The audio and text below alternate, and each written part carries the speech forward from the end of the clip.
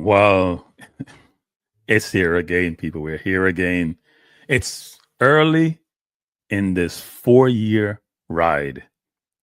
And as I've said on previous programs, it's going to be a bumpy ride.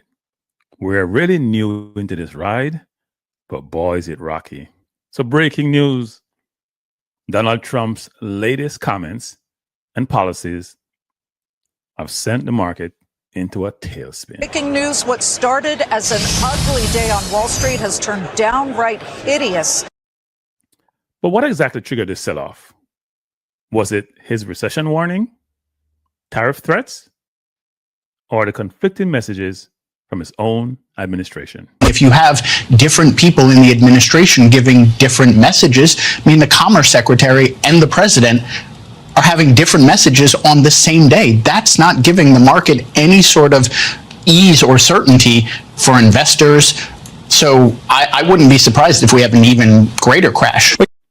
Today, we'll break down how Trump's recession talk and trade war policies caused market panic, why conflicting messages from Trump and his Commerce Secretary created uncertainty, who's losing the most money in this crash, how is this affecting global markets and multinational corporations, and most importantly, what you should do now to protect your money that's in the market.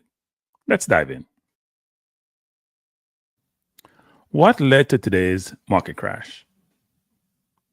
The market doesn't just crash out of nowhere. There's always a trigger. And this time, the signs were as clear as day. Let's break down what I consider to be 3 biggest reasons for today's Wall Street freefall. Key factors leading to the crash. Trump's recession talk sent markets into panic.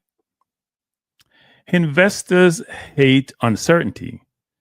So when Trump refused to rule out a recession, it sends shockwaves through. Instead of reassuring investors, Trump added to the panic by suggesting the economy could be headed towards a downturn.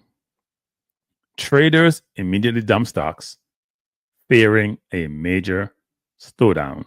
And frankly, the latest job numbers did not help. What's the result? The Dow, Nasdaq, and S&P all plunged. Investors pulled money out of riskier assets, including to sell-off in stocks, financials, and even crypto. Started as an ugly day on Wall Street has turned downright hideous. Broad-based selling across the board, and you could call it a sinkhole that's opened up under the Nasdaq. With 59 minutes left to trade, the tech-heavy index is down. This is a big percentage loss here, 4.6% or 845 points. But I want you to turn your attention to the S&P 500 that really got traders squirming. The broader index down 188 points. So basically what that indicates to you, and yes, we are at the lows of the session, it has now fallen below its psychologically important 200-day moving average. That's considered a sell signal. Now, the sell-off triggered in part by the signal President Trump sent this week during an interview with Fox News when he declined to rule out a recession.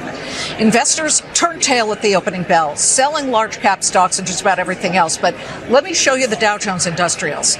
We have a 4-digit loss in the Dow Jones Industrials at the moment, 1,439 points just chopped off that index. We now stand at 41,759. The Dow has now turned negative for the year.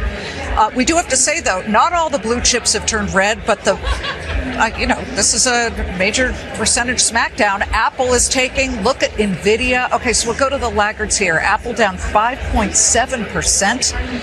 And then you can see NVIDIA, it is the biggest laggard here, down nearly 6%.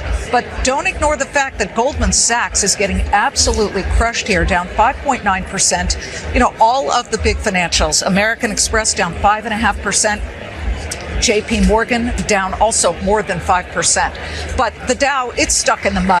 What happened? Trump made bold statements about the economy slowing down and, obviously, his tariffs. On the economy for a moment, because there are rising worries about a slowdown. You've got the Atlanta Federal Reserve saying we're going to have a contraction in the first quarter. Look, I know that you inherited a mess, and you said that the other night. I've only been here, but are you expecting a recession this year? I hate to predict things like that. There is a period of transition because what we're doing is very big. We're bringing wealth back to America. That's a big thing. And there are always periods of, it takes a little time. It takes a little time. But I think it should be great for us. I mean, I think it should be great. It's going to be great ultimately for the farmer.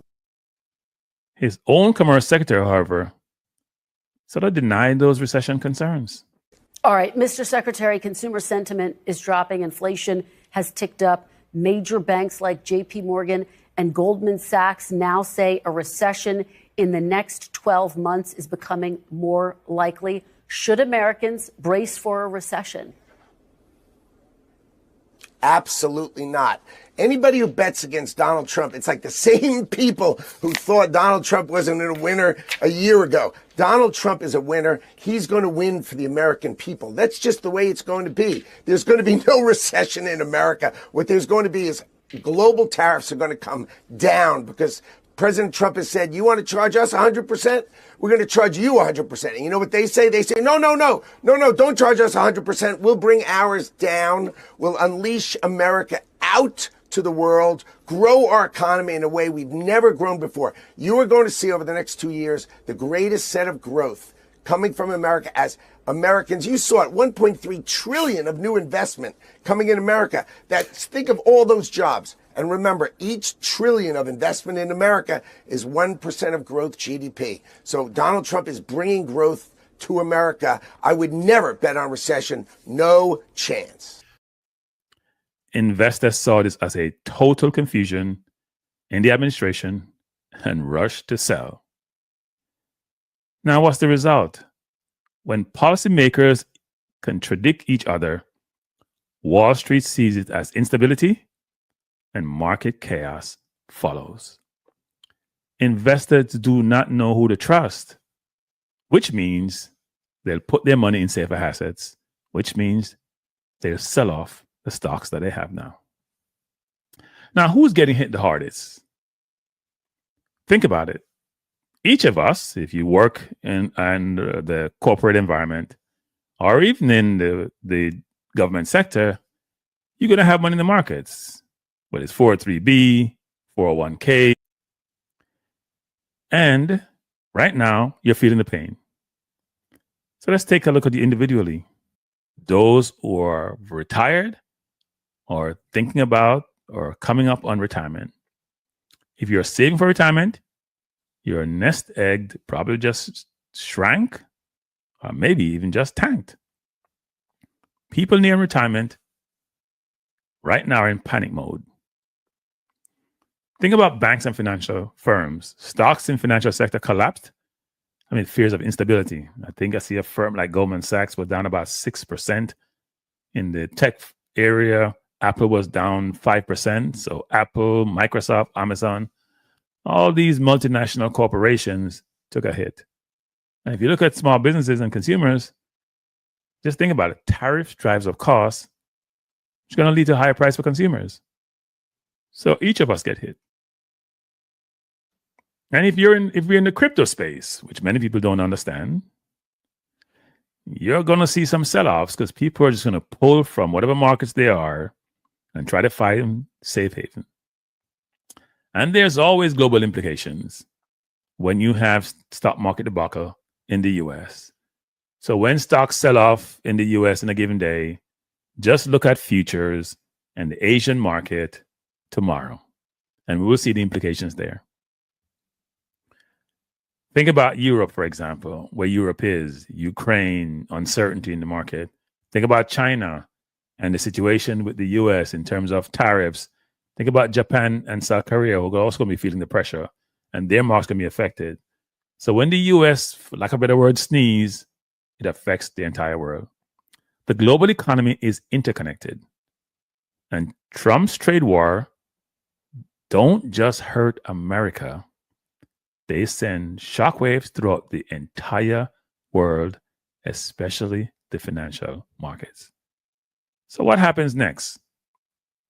Is this just a short-term dip, or are we headed for a full-blown recession? Analysts are split. And here's what could happen next. The market could rebound. Investors buy the dip, things stabilize. It could be a recession alert. If confidence continues to drop, we could enter serious economic downturn. And then we have the more Trump uncertainty.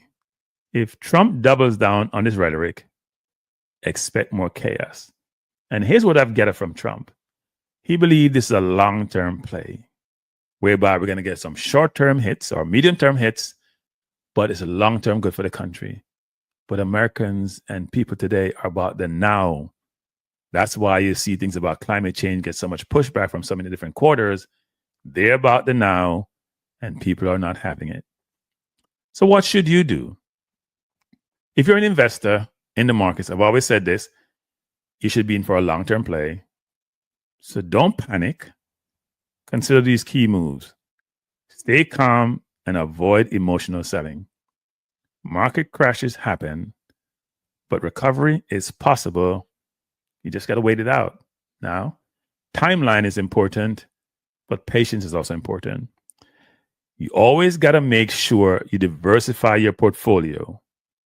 So if your portfolio is concentrated in stocks, you should rebalance it and diversify. Especially think more globally than just domestically. So you may have stock in small cap, large cap, international, stock and bonds and other assets. Don't just focus on US equities. As you can see, the safer equities like large cap are also getting hit. You also need to monitor Trump's next moves, even though, frankly, I'm not sure he knows what his next move is going to be sometimes. His tariffs, his comments, and policy changes will also dictate market movement. Donald Trump's latest statements send shockwaves to the stock market, and the ripple effects are being felt worldwide. Investors are watching his every move. If you want real-time updates on these and as things unfold, subscribe and hit that notification bell. Stay safe, stay smart, and I'll see you next time.